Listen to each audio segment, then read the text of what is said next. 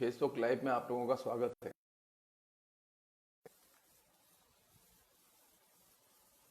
हमने एक सिलसिला शुरू किया था। हमने मुसलमान और लोकतंत्र के अंतर संबंध पर बातचीत शुरू की थी। बातचीत में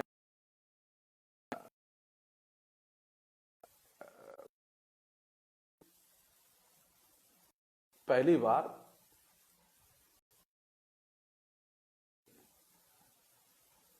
सरकार के समय तौर पर यूपीए 1 में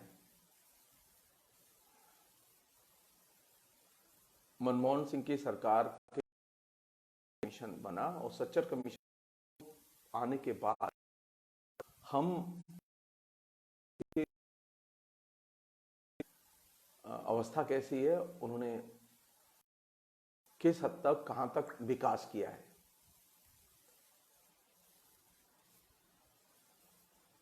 हम नहीं जानते थे कि मुसलमान किस कंडीशन में रहते हैं। हमारे पास में सिर्फ गप थी। कमीशन की रिपोर्ट आने के पहले तक कभी भी किसी भी राज्य सरकार ने आधिकारिक आंकड़े नहीं किए। ये वो संदर्भ था जिसकी हम लोग चर्चा कर चुके हैं। लेकिन आज जब हम लोग बात कर रहे हैं तो मुसलमान का संदर्भ एकदम बदल चुका है। सच्चर कमीशन जिस समय बना और जिस समय सच्चर कमीशन ने विचार करना शुरू किया, तो उस समय मुसलमानों की जिन समस्याओं पर उन्होंने विचार किया, उसमें आइडेंटिटी का प्रश्न है, उनकी शिक्षा का प्रश्न है, उनके नौकरी, तमाम मसले सच्चर कमीशन की रिपोर्ट में हैं। लेकिन ये सारे के सारे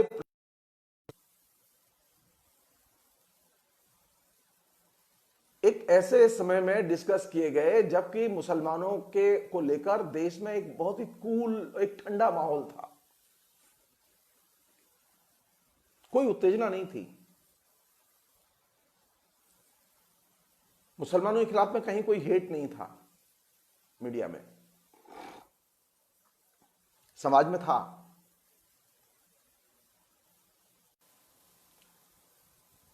लेकिन आज जब हम मुसलमानों के बारे में बात कर रहे हैं तो मुसलमानों का संदर्भ एकदम बदल चुका है। आज मुसलमानों का संदर्भ, हिंदुस्तान का संदर्भ, एक साधारण नागरिक का संदर्भ अब सिर्फ डेमोक्रेसी नहीं है, बल्कि सुपर नेशनलिज्म। मैं उसे ये हिंदू राष्ट्रवाद या भगवा राष्ट्रवाद इस कैटेगरी में न रख के मुझे ये सुपर नेशनलिज्म ज्यादा सही शब्द लगता है। अभी हम जिस दौर में हैं और जिस दौर में चीजें की जा रही हैं, जिस दौर में समस्याएं आ रही हैं, हर चीज परखी और देखी जा रही है, वो है नेशनलिज्म। अब ये चीज सही है या गलत है, वो सुपर के जाएगी, उसकी कसौटी पर कसी जाएगी। मुसलमानों का नया संदर्भ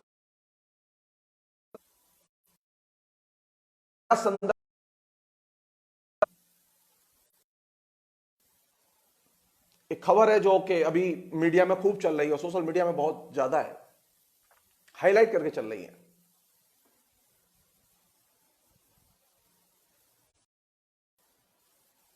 मुरादाबाद में किसी बस्ती में क्वारंटाइन करने के लिए, मतलब मोहल्ला है, मोहल्ले का मतलब मोहल्ले वासी हैं, मोहल्ले का मतलब मुस्लिम नहीं, मुस्लिम मोहल्ला नहीं। लेकिन अभी खबर की ट्रेजेडी यह है कि वह कैमरा घूमने के पहले मोहल्ले में वो पहले देखता है कि इस मोहल्ले में कौन लोग रहते हैं। अब मोहल्ले में नागरिक नहीं रहते, अब हिंदू के मोहल्ले हैं, के मोहल्ले हैं।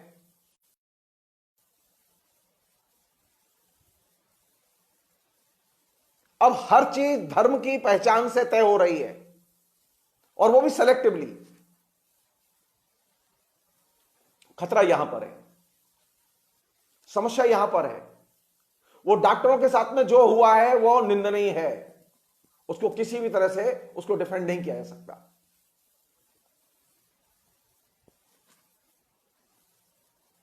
लेकिन उससे भी ज्यादा निंदनीय है कि उसको सांप्रदायिक रंग देना। डॉक्टर तो अपने पत्थरों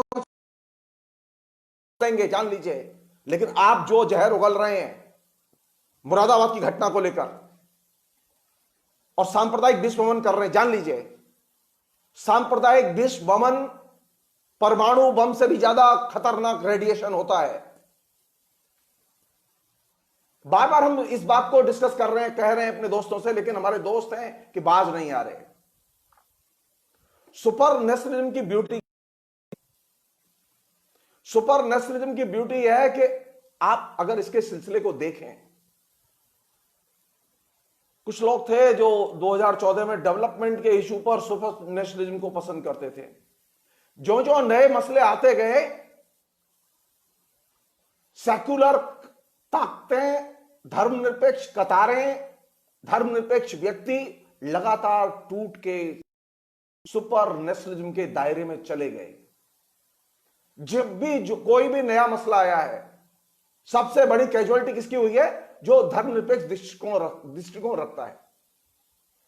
इसलिए अब मुसलमान के बारे में कोई भी बात होगी तो वो ये जो सुपर नेशनलिज्म है या ये सुपर राष्ट्रवाद है, इसके संदर्भ के बिना नहीं हो सकती।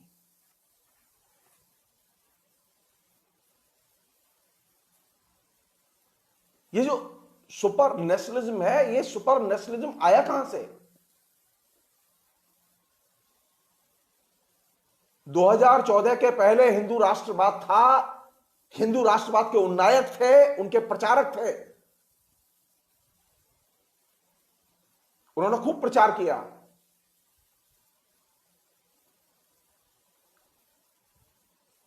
यहां तक कि अटल बिहारी वाजपेयी की सरकार के समय में भी खूब प्रचार किया, लेकिन यह अवस्था नहीं थी जो आज है।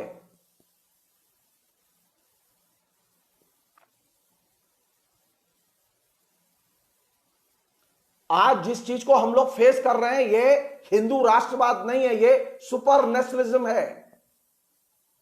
मैं बार बार रिपीट कर रहा हूं इस चीज को।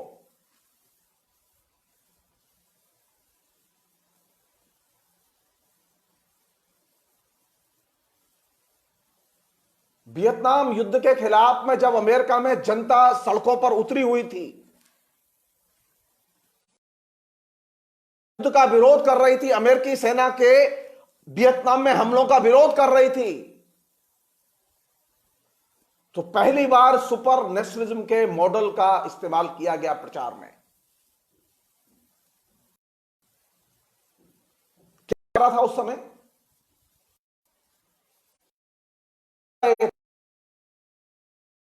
लव इट और लीव इट, ये नारा जो का त्यों कैच वर्ड है, ये चुराया गया है। और अब कहा क्या जा रहा है? इंडिया लव इट और लीव इट। इसमें जो लव है ना, ये प्रेम नहीं है,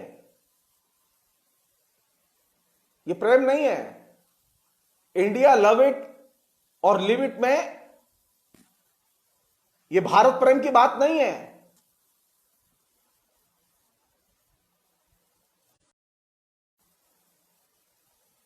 यहां प्रेम का मतलब है सरकार से प्यार करो, भारत से प्यार करो नहीं, सरकार से प्यार करो, सरकार का जो मुखिया है उससे प्यार करो।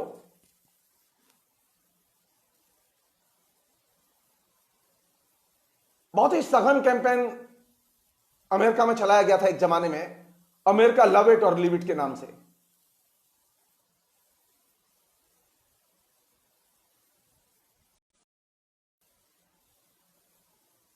और किस बात पर जोर दिया गया? वही चीज यहां पर भी कही जा रही है।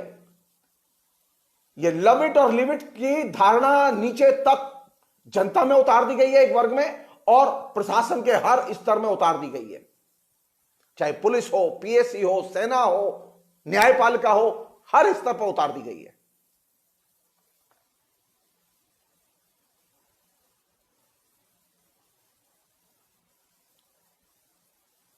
वो क्या धारणा है?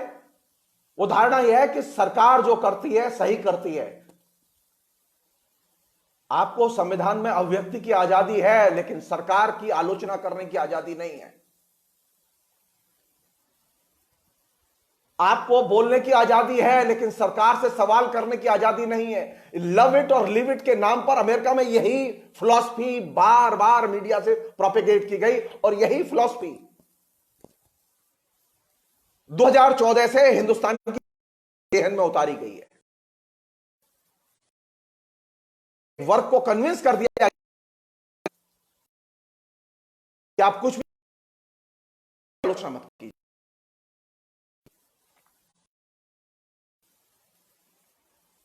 सरकार आलोचना से परे है, सरकार से सवाल।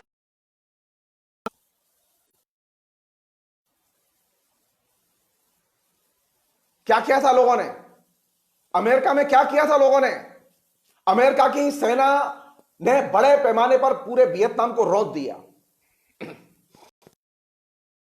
वियतनाम के चप्पे चप्पे को रोक दिया। अमेरिका के लिबरल्स, इंटेलेक्चुअल्स ने, पंथी लोगों ने हर गली, हर मोहल्ले, हर जगह अमेरिकी सेना की इस बर्बरता का विरोध किया।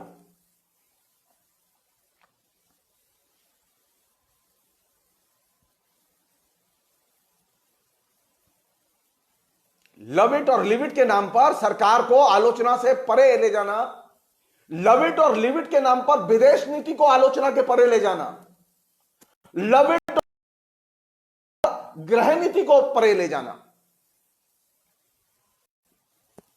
क्यों? विदेश गृह नीति पर सवाल नहीं करेंगे? जरूर करेंगे। अगर किसी पत्रकार को उसके लिखे पर एफआईआर होती है तो लोग सवाल करेंगे।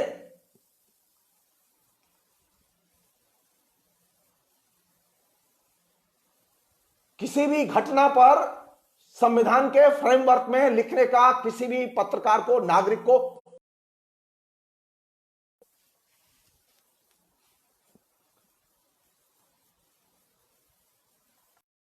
यह कौन सा तर्क है? अगर हमारे खिलाफ लिखा है तो अब आपको हम जेल दिखाएंगे, और जेल जब भेज रहे हैं तो इसका मतलब तुमने गलती की है। जी नहीं, जी नहीं। बमबारी की थी वियतनाम पर, का अंत में हारा था, पास हुआ था। वियतनाम की जनता, एक के पास कोई हथियार नहीं होते थे, पत्थरों से लड़ी थी वो जनता में। लोग लड़े, उन्होंने वायलेंस नहीं किया, आंदोलन किया था, और अपनी सरकार के खिलाफ आंदोलन किया। जनता के खून पसीने की कमाई से जिसका के पेमेंट होता है, जिसका भरण पोषण होता है, वो सेना दूसरी।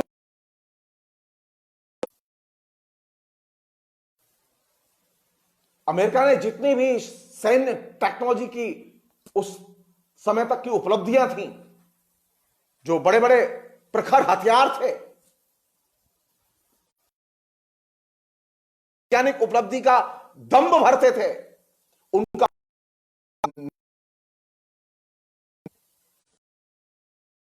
और इस दुरुपयोग के खिलाफ में अमेरिका की संख्या में सड़कों पर उतर के प्रतिवाद किया था। ये सुपर नेशनलिज्म है। ये सुपर नेशनलिज्म की ब्यूटी है कि वह आम जनता को देता।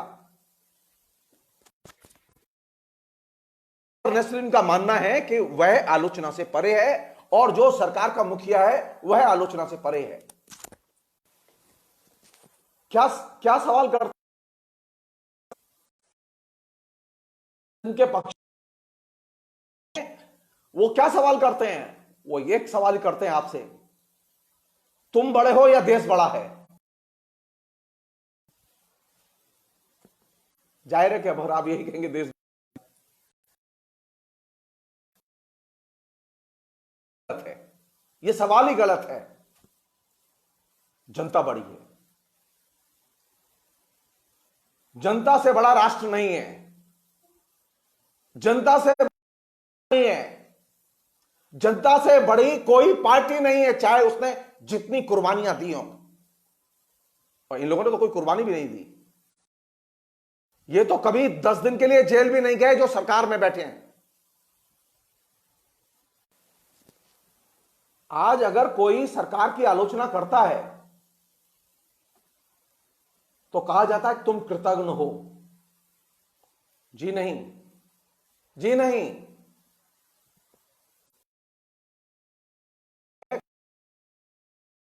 कतई अर्थ नहीं बन जाए। जनता वफादार पाल, और जो आलोचना करते हैं वियतनाम के संदर्भ में, जिन लोगों ने अमेरिकी प्रशासन की आलोचना की उनको गालियां मिलती थीं, उन्हें कुत्ता कहा, तरह तरह की गंदी गालियां मिलती थी। और पिछले साल से लगातार हिंदुस्तान में कि उसे सौगात के तौर पर गालियां ही गालियां मिली।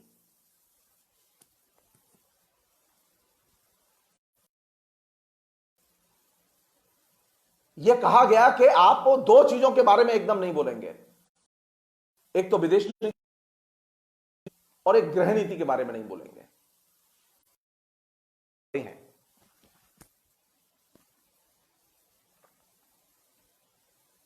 और एक नई चीज विकसित की गई उसी दौर में, जगह जगह राष्ट्रवाद था, लेकिन एक राष्ट्रवाद ऐसा विकसित किया गया जो जिसके साथ में सेना को इंटीग्रेट कर दिया गया।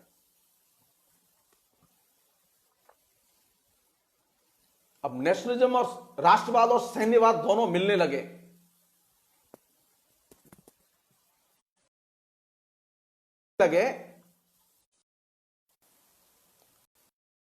सैन्यवाद मिलने लगे तो फिर लगातार दो चीजें और घटी। एक तो यह कि राष्ट्रीय ध्वज के अपमान और एक राष्ट्रीय गान के अपमान के नाम पर जगह जगह लोगों को उत्पीड़ित किया गया। और अगर आप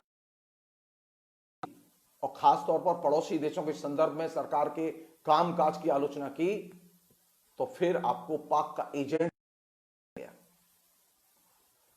देशद्रोही तो आप हैं ही। और जो सेना की आलोचना करे, जो पुलिस के एक्शन की आलोचना करे, पुलिस जो कर रही है वो सही कर रही है और सेना जो कर रही है सही कर रही है।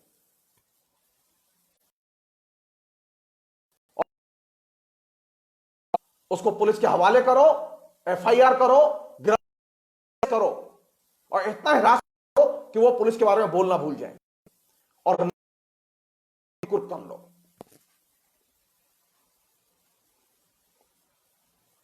ये सारे हथकंडे वियतनाम युद्ध के दौरान अमेरिका की जनता के जीवन में अमेरिकी प्रशासन अपना चुका है और अमेरिकी जनता ने जम के प्रतिवाद किया है उसका हर जगह। अब तय मानी हिंदुस्तान में भी होगा। लोग प्रतिवाद करेंगे जब उनके हकों पर हमले होंगे। तो जनता ने लोकतंत्र की रक्षा के लिए, संविधान की रक्षा के लिए, संविधान के पालन के लिए आपके मत पर अपनी कि आपका जो प्रोग्राम था डेवलपमेंट, जनता ने सुपर नेशनल, यह इल्यूजन नहीं होना चाहिए कि हमें वोट जो मिला है वो सुपर नेशनल के लिए मिला है।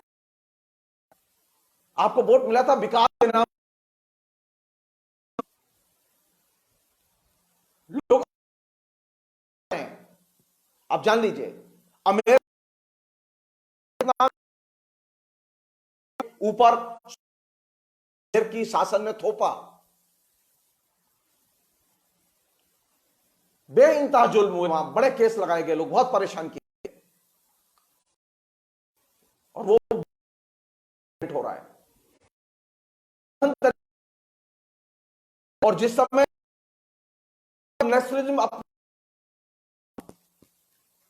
सबसे जघन्य काम किया अमेरिकी प्रशासन ने, जनता के विकास की, जन कल्याण की जो योजनाएं थी उनको एक एक करके नष्ट किया गया।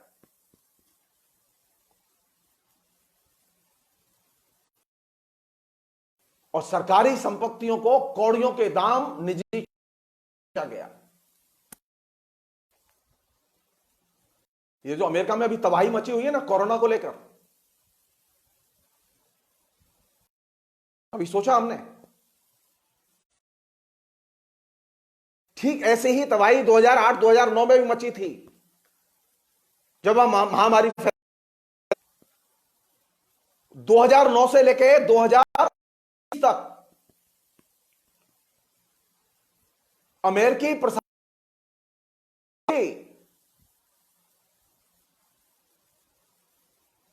कि मेडिकल की सुरक्षा संबंधी, डॉक्टरों के सुरक्षा संबंधी वेंटिलेटर, किट्स, ये तमाम किस्म के सामान खरीद के रखें,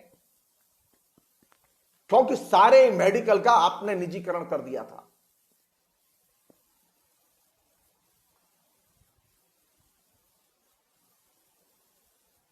हमारे यहां निजीकरण पर प्रश्न नहीं उठा सकते। निजीकरण पर अगर जजमेंट भी आ जाएगा, मेडिकल कंपनियों के अगर ऊपर जजमेंट भी आ जाएगा, तो जज को अपने जजमेंट को संशोधित करना पड़ेगा, उसकी हिम्मत नहीं है। क्योंकि सुपर नेशनलिज्म में एक ही आदमी सिक्योर है, एक ही वर्ग सिक्योर है, सुरक्षित है, और वह है निजी कारपोरेट घराने। और भारत में तो 1% जो लोग हैं उनके पास में भारत की 70% संपत्ति है।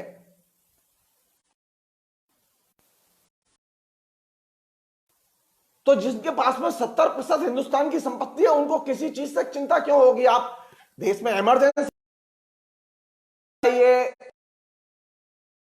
उन्हें कोई, चाहे जितने दिन दंगे चले उन्हें कोई परेशानी नहीं है इससे, चाहे जितने दिन पृथकतावादी आंदोलन चले कोई परेशानी नहीं है। आप जान लीजिए, आसाम में तक पृथकतावादी आंदोलन चलते रहे, महीने आसाम जो उन रिफाइनरी से वहां के पृथकतावादी और उग्रवादी संगठनों के लिए पैसे बंधे हुए थे कि अगर आपकी रिफाइनरीज चलना चाहती हैं और तेल की ढुलाई जारी रखी जाए तो इसके लिए जरूरी है कि हमें पेमेंट देते रहो। उनकी हर महीने, साल के हिसाब से जो बनती थी नजराना, वो उनको मिलता था, जिसे कि हम लोग कहते हैं हफ्ता वसूली। कारपोरेट घराने खुलेआम हफ्ता वसूली में पैसे देते रहे हैं। आपने कभी सोचा कि आसाम में इतने दिन तक आंदोलन चला और एक भी दिन तेल की सप्लाई बंद नहीं हुई? बाजार बंद हुए, राज्य बंद हो गया, लेकिन तेल की सप्लाई बंद नहीं हुई।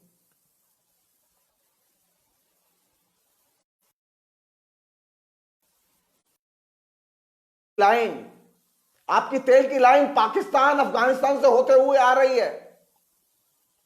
सब कुछ बंद हो सकता है, लेकिन ये पाइपलाइन बंद नहीं हो सकती, क्योंकि इस पाइपलाइन में हिंदुस्तान के कारपोरेट घरानों की जान लगी हुई है, आपकी जान नहीं लगी हुई।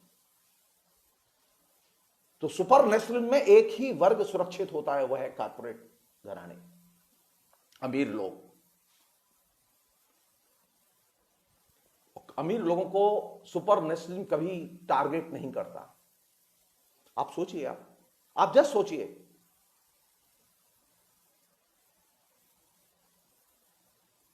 तकरीबन 11-12 लाख करोड़ रुपया लेकर पूंजीपति भाग गए, पैसा नहीं दे।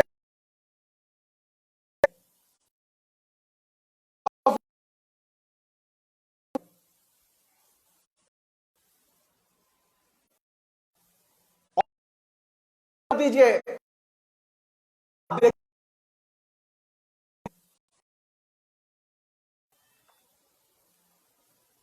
भारत सरकार इस महामारी का ब्याज माफ करने के लिए तैयार नहीं है।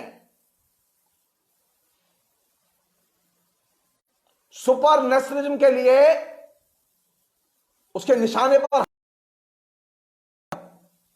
अमीर आदमी नहीं होता।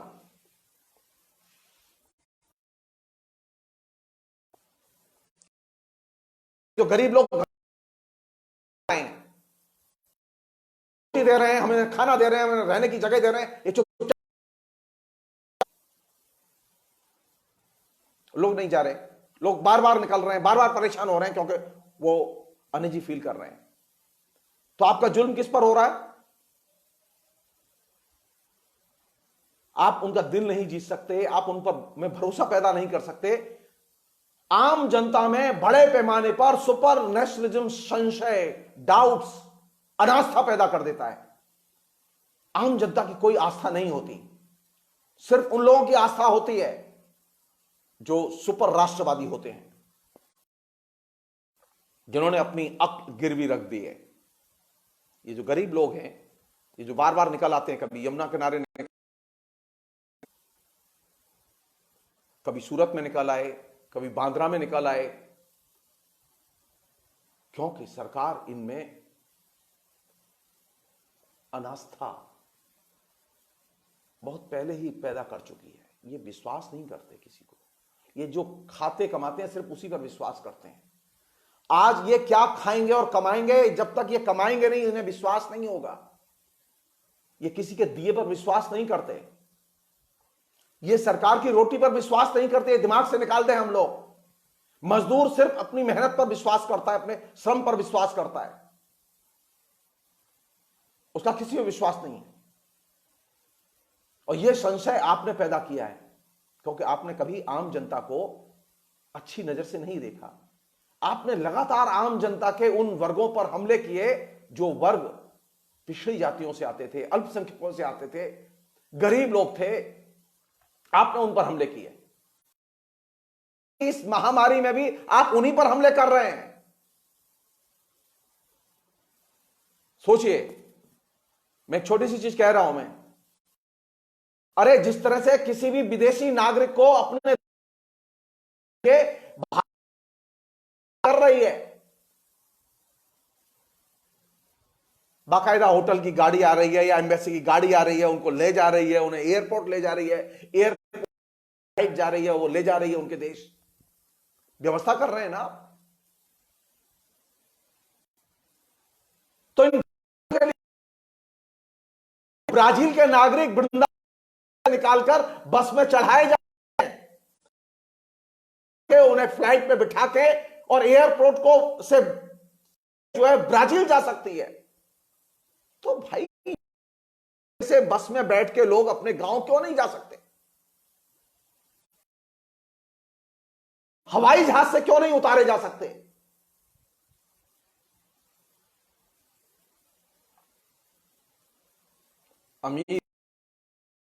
अमीर के लिए सारे धर्म में, इस महामारी में गरीब के लिए तो पैदल चलना भी दूभर है। पैदल चलेगा तो लाठियां पड़ेंगी, फाइन होगा। सुपर नेशनलिज्म का जो प्राइम एनिमी है वो है सामान्य आदमी, गरीब आदमी।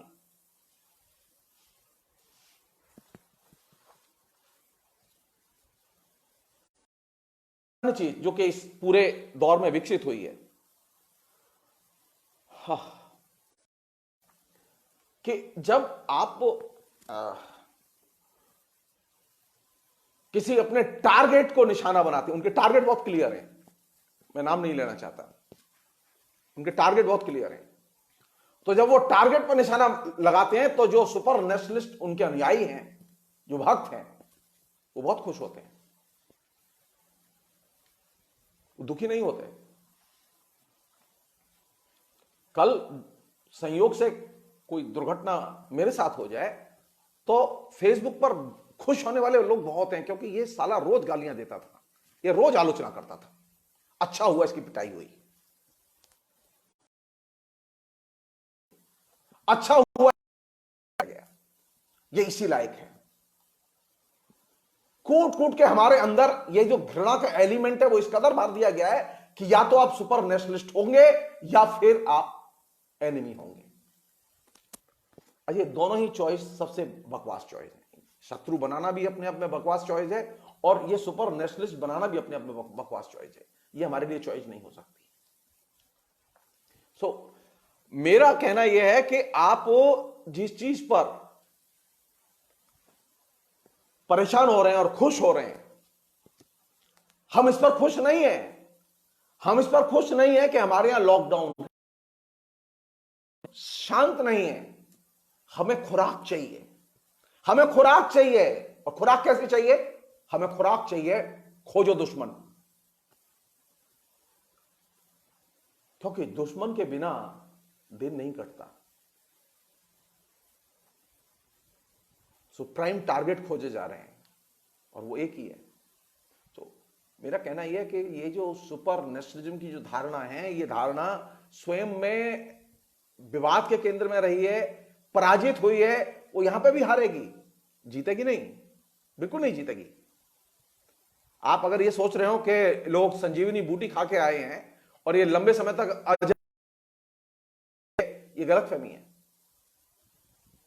ये गलतफहमी है। अमेरिका जैसी महाशक्ति को वियतनाम की जनता ने हराया था।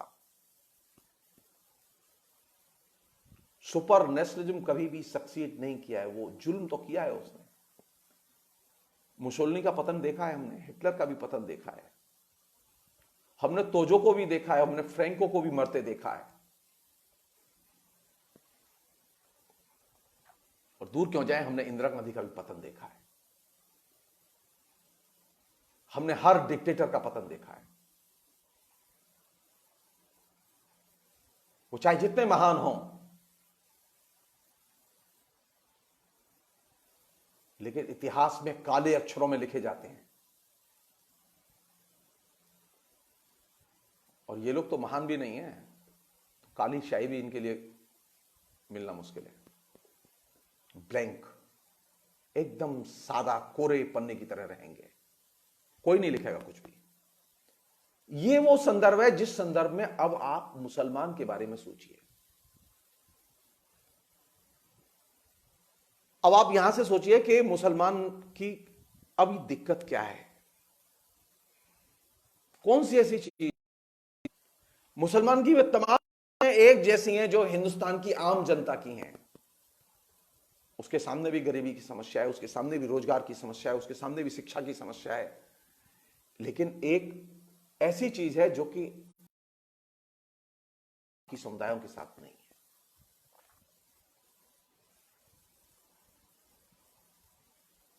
मुसलमान की जनता मुश्किल क्या है? मुझे पिछले दिनों पता चला कि मेरा एक दोस्त था जो यहां लंबे समय से मथुरा में रहता था। अचानक मुझे पता चला कि वो लड़का मथुरा छोड़ के अलीगढ़ शिफ्ट कर रहा है। मुझे बहुत तकलीफ हुई।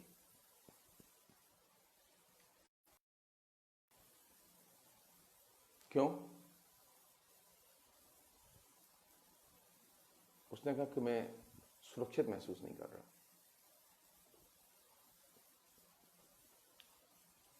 सच्चर कमेटी की रिपोर्ट में इस चीज को बाकायदा हाईलाइट किया गया है कि हिंदुस्तान में जो सामाजिक राजनीतिक गतिविधियां, सांस्कृतिक गतिविधियां चलती रही हैं, पूरा परिदृश्य बनता रहा है, उसमें सबसे खतरनाक चीज ये हुई है कि मुसलमान अपने को सुरक्षित महसूस नहीं करता। और वो सुरक्षित महसूस कहां करता है? महसूस वहीं करता है जहां रहते हैं, उसी इलाके में जाना पसंद करता है। उसमें एक खास तरह का सामूहिकतावाद जो है, सामूहिकीकरण जो है, वो उसमें पैदा हो गया है। मुसलमान कहां मिलेंगे? वो उसी इलाके में रहना पसंद करते हैं जिस इलाके में ज्यादा से ज्यादा मुसलमान रह के ऑलरेडी दूसरे लोग। तो क्या स्थिति होगी? मान लो कोई आबादी में रहता है, अच्छा फ्लैट है उसका, और वो छोड़ के जाना चाहता है क्योंकि अब क्राइसिस शुरू हो गया है। तो क्राइसिस की अवस्था में उसे अपने फ्लैट के सही दाम नहीं मिलेंगे और उसे मजबूरी में कम दाम पर के जाना होगा। एक तरफ वो अपने जो संपत्ति है उसे कम दाम पर बेच के जाता है और जब वो मुस्लिम बस्ती में घुसता है जहां की ऑलरेडी जगह कम है तो वहां उसे ऊल जलूल दाम पर, महंगे दाम पर जमीन या घर खरीदना पड़ता है। यानी 2 के 4 वहां दो और यहां जो आपके 4 खर्च हुए उसके 2। सो शिफ्टिंग में लॉस करता है। हमने ऐसे समाज का निर्माण किया है जिस समाज में डेमोक्रेसी में जिसमें मुसलमान अपने को सबसे ज्यादा असुरक्षित महसूस करता है और यह मेरे लिए चिंता की चीज है। यह सही है कि मनमोहन सिंह ने सच्चर कमेटी की रिपोर्ट के आधार पर एक अल्पसंख्यकों के लिए 15 पॉइंट प्रोग्राम इंप्लीमेंट किया, लेकिन उससे भी बड़ा सच यह है कि ये जो असुरक्षा का जो माहौल जो सच्चर कमेटी ने रेखांकित किया था, यह असुरक्षा का माहौल और बढ़ा है, घटा नहीं है तब से अब तक। 2006 से लेके और 2020 तक ये और ज्यादा इंटेंसिफाई हुआ है, सघन हुआ है।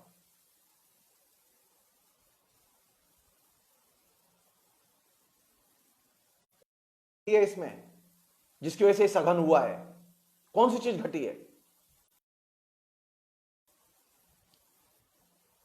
जिस चीज ने इसे इंटेंसिफाई किया है उसमें सबसे बड़ी चीज यह घटी है कि जिन चीजों पर संसद एक मत थी, जिन चीजों पर पूरा का पूरा देश एक मत था, जो मसले आम सहमति से रिजॉल्व कर लिए गए थे, वो आम सहमति के सारे प्रश्न अब सवालों के दायरे में और आम सहमति को एकदम ठुकरा के मत है कि देश राष्ट्र है, थे कि राष्ट्र है।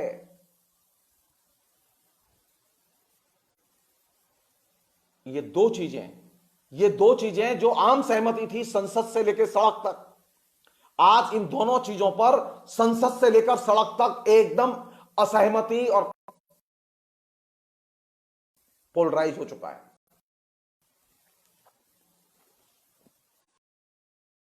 सबसे ज्यादा परेशान कौन है? मुसलमान सबसे ज्यादा परेशान है इससे, क्योंकि बहुलतावाद और धर्मनिरपेक्षता में अब वे ही जो है वो सवालों के दायरे में हैं और कहा गया कि अब तक 70 साल में जो हुआ वो गलत हुआ। यानी जो सहमति बनी थी वो ठीक नहीं थी। हमारी सहमति बनी थी इस बात पर कि हमारे पड़ोसी देशों से हमारे मित्रतापूर्ण संबंध होंगे और यह सहमति युद्ध के बाद बनी। हमने चाइना से युद्ध लड़ा, चाइना ने हम पर हमला किया और गलत किया, कि अब चाइना को हम धमकी नहीं देंगे, चाइना से हम हमेशा अच्छी भाषा में बात करेंगे।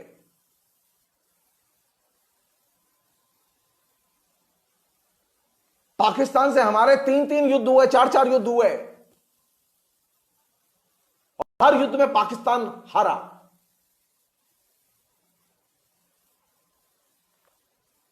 एक कश्मीर के विभाजन वाली घटना को छोड़कर,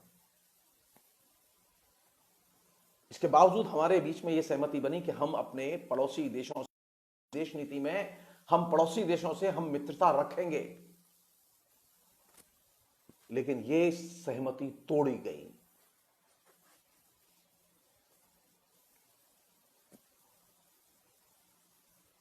नहीं, अगर हिंदुस्तान में सभी के मन में सुरक्षा का भाव पैदा करना है तो जो संविधान के तहत जो सहमतियां हमने अर्जित की थी उन्हें बाकायदा पुनर्स्थापित करना होगा।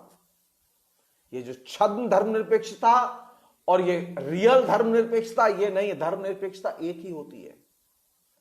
ये छद्म और रियल जैसी कोई चीज नहीं होती। ये तो फिर वैसे ही हुआ जैसे आप देखते हैं ना, उस दुकान शुद्ध देसी घी के पराठे। अरे देसी घी तो देसी घी है, शुद्ध क्या होता है इसमें? शुद्ध का मतलब है कोई चीज इसमें गड़बड़ है। तो जवाब विशेष धर्मनिरपेक्षता के साथ में कोई गड़बड़ है। धर्मनिरपेक्षता का मतलब सिर्फ धर्मनिरपेक्षता है। कांग्रेस के लोग आए, कम्युनिस्ट आए, बीजेपी के लोग आए, कोई भी आए, वे बाध्य हैं धर्मनिरपेक्ष मार्ग पर चलने के लिए।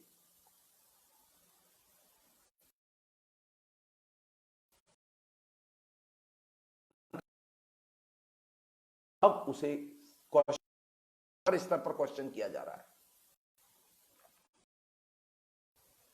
तो एक असहमति, जो इन पर हम सहमत थे, इस असुरक्षा के भाव को और भी ज्यादा गाढ़ा किया, ज्यादा दुखी नहीं हूं,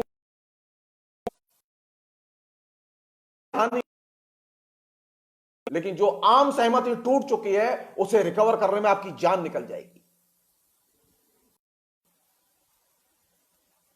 इसलिए लोग कहते हैं शारीरिक हिंसा से ज्यादा खतरनाक होती है।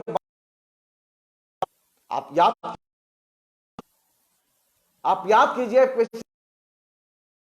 हिंसा ज्यादा हुई है कि नहीं हुई है? इतनी प्रति ज्यादा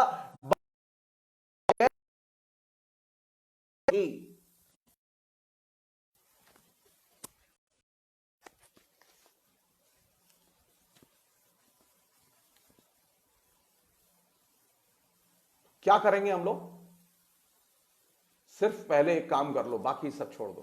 वाचिक हिंसा बंद कर दो, बाकी चीजें 75% खत्म हो जाए। मोहल्ले में लोगों ने पत्थर फेंके,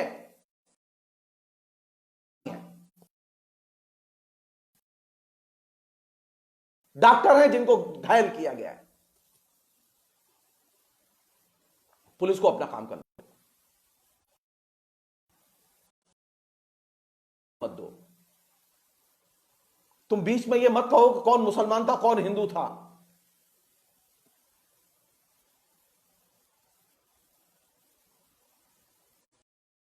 क्योंकि ये जो वाचिक हिंसा है, ये वाचिक हिंसा नीचे जो हिंसा हो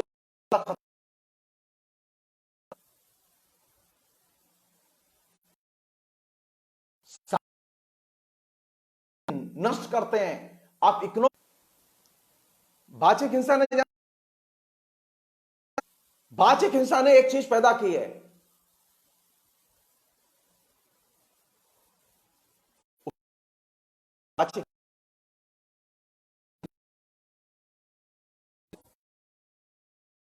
वाचिक हिंसा जो चल रही है, सुपर नेशनलिज्म की जो विचारधारा चल रही है, इसकी ब्यूटी है कि इसके लिए तथ्य और यथार्थ एकदम बेमानी है। तथ्य कोई देखना ही नहीं चाहता।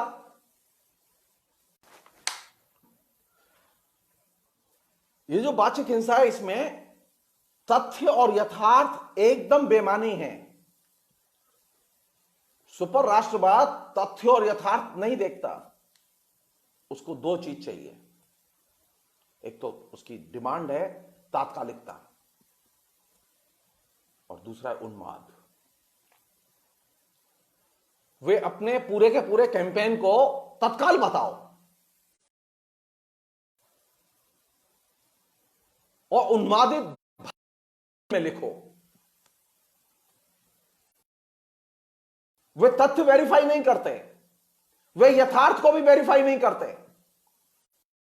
मजेदार बात यह है, मैं बार बार कह चुका हूं, रिपोर्टर घटना स्थल पर नहीं गया, लेकिन वो लगातार दावे के साथ रिपोर्ट पेश कर रहा है। आपके बीच में किसी भी घटना को लेकर जो सूचनाओं का अभाव उन्माद के जरिए जरूरत ही महसूस नहीं होती कि इंफॉर्मेशन क्या है, फैक्ट्स क्या है, इसे वेरीफाई करें, ठंडे दिमाग से सोचें, देखें।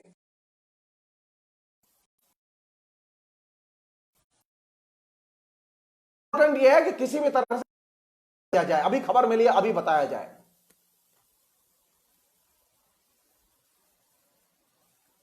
सरकार भी इसी तात्कालिकता के घोड़े पर सवार है।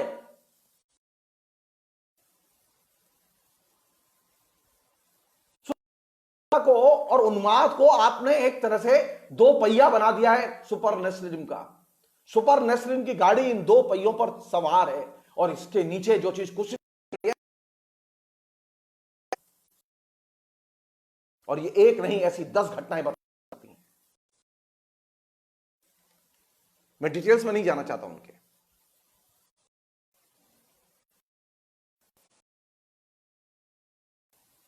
तो तात्कालिकता और उन्माद के जरिए और भाव है और इसकी ग्राउंड क्या है? इसकी ग्राउंड है कॉमन सेंस। वे कहते हैं कि सत्य से बड़ा होता है कॉमन सेंस। हम फील करते हैं, जनता फील करती है। कहते हैं कि कॉमन सेंस सत्य से बड़ा होता है। हमने हर चीज को कॉमन सेंस की ग्राउंड पर देखा और कॉमन सेंस के 3 महत्वपूर्ण पिलर हैं। नंबर 1, देखो जनता क्या। नंबर 2, क्या कह रहा है। नंबर 3, देखो मैं तुम्हारा नेता क्या कह रहा हूं। ये 3 मिलके कॉमन सेंस बनाते हैं सुपर नेशनलिज्म का। और ये जो तीनों के जरिए जो निर्मित कॉमन सेंस है उसको कहा जाता है कि ये सत्य से बड़ा है। हकीकत क्या है? हकीकत यह है सत्य नहीं होता। सत्य तो कॉमन सेंस के आधार पर आप सत्य को नहीं देख सकते। कॉमन सेंस बाहर होता है सत्य। सत्य हमेशा अदृश्य होता है। इसलिए कॉमन सेंस के आधार पर जिन चीजों को आप रिसीव कर रहे हैं,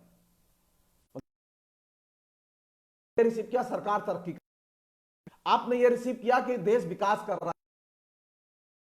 और पावर बन गए हैं। सच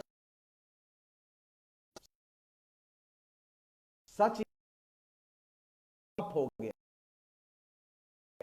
तथ्य नौकरियां चली गई। 3 साल में तकरीबन 10 करोड़ लोग अपने नौकरी धंधे से वंचित हुए हैं। यह सत्य है। तो कॉमन सेंस के आधार पर आप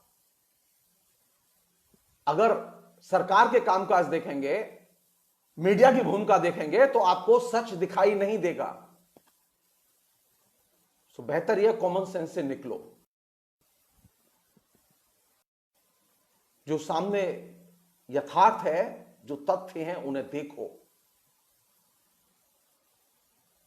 अगर आप कॉमन सेंस तो सामाजिक अचेतनता बढ़ेगी और सामाजिकता की स्थिति में पश्चाताप बढ़ेगी।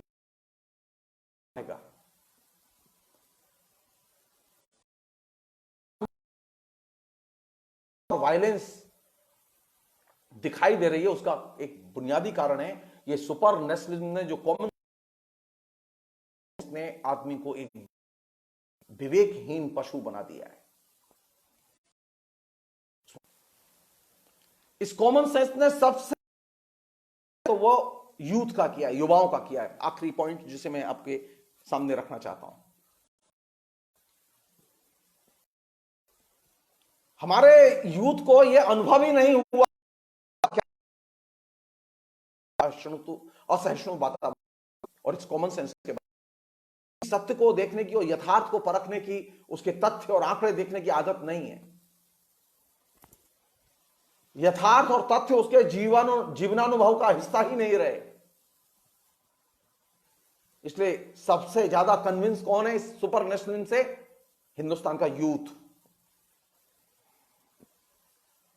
उसे मालूम क्या है? वो अभी भी ये मानता है कि सही हो रहा है, जो कुछ हो रहा है सही हो रहा है, सही के अलावा कुछ नहीं हो रहा है। सरकार जितने भी कदम उठा रही है सही दिशा में उठा रही है, गलत कुछ नहीं कर रही है। क्यों? क्योंकि वह कॉमन सेंस में एकदम कैद कर दिया गया है। कॉमन सेंस की कैद से जब तक आप नहीं निकलेंगे, आपको न मुसलमान दिखाई देगा, न हिंदू दिखाई देगा, न हिंदुस्तान दिखाई देगा, न हिंदुस्तान का भगवान दिखाई देगा। कॉमन सेंस के 3 महत्वपूर्ण आधार हैं जहां से वो अपना रसद या खाद्य पानी लेता है। एक है अर्ध सत्य, एक है इंफॉर्मेशन और एक है डिसइंफॉर्मेशन। ये तीन चीजें ऐसी हैं, हमारे जो यूथ है उसने यथार्थ नहीं देखा, लेकिन अर्ध सत्य, अर्ध इंफॉर्मेशन और डिसइंफॉर्मेशन का उसने बड़ा आस्वाद लिया है। तो आज सबसे बड़ी समस्या पर चुनौती देनी है तो किस चीज का चस्का लगाया जाना चाहिए, किस चीज पर बात की जानी चाहिए, पर बात की जानी चाहिए। आप सुपर नेशनलिज्म को उसकी भाषा में जाकर परास्त नहीं कर सकते। आरएसएस के लोग जिस भाषा में बोलते उनकी वे चाहते मुस्लिम से टेलीविजन पर जवाब देते हैं गंदी गंदी भाषा में। अगर आप वैसे बोलेंगे तो ये तो वो चाहते ही हैं, वे चाहते हैं कि आप इसी भाषा में बोलें। सुपर नेशनलिज्म का प्रत्युत्तर एकमात्र यथार्थ और तथ्य। सुपर नेशनलिज्म का एकमात्र विकल्प बहुलतावाद और धर्मनिरपेक्ष एक आम सहमति का पुनः मुद्दा बनाया जाए। सुपर नेशनलिज्म का एकमात्र विकल्प कि जनता को सरकार के से सवाल करने का हक है, सरकार के खिलाफ में प्रतिवाद करने का हक है। सरकार चाहे जिस क्षेत्र में नीतियां अपनाए, चाहे विदेश नीति हो, चाहे वो गृह नीति हो, खरीद का मामला हो, चाहे कारखाने का मामला हो, हर बात पर जनता सवाल कर सकती है। ये उसका हक है, ये उसका संवैधानिक हक है। सरकार को सवालों के घेरे के बाहर ले जाना, यह हमारे लिए सबसे बड़ी चुनौती है। आज सवालों के घेरे के बाहर खड़ी है सरकार। हम सवालों के घेरे में लाएं सरकार को, जनता को शिक्षित करें कि जनता कॉमन सेंस से देखना बंद करे। मीडिया जो कहता है वो सच नहीं कहता, हम उस पर संदेह करना शुरू करें और उनको वेरीफाई करें तथ्यों की रोशनी में, यथार्थ की रोशनी में, यथार्थ के अनुभवों के जरिए। तब हम सुपर नेशनलिज्म को बेहतर ढंग से प्रभावित कर सकते हैं, परास्त कर सकते हैं, नया लोकतांत्रिक समाज बना सकते हैं और नया लोकतांत्रिक मुसलमान भी बना सकते हैं। बहुत बहुत शुक्रिया, थैंक यू।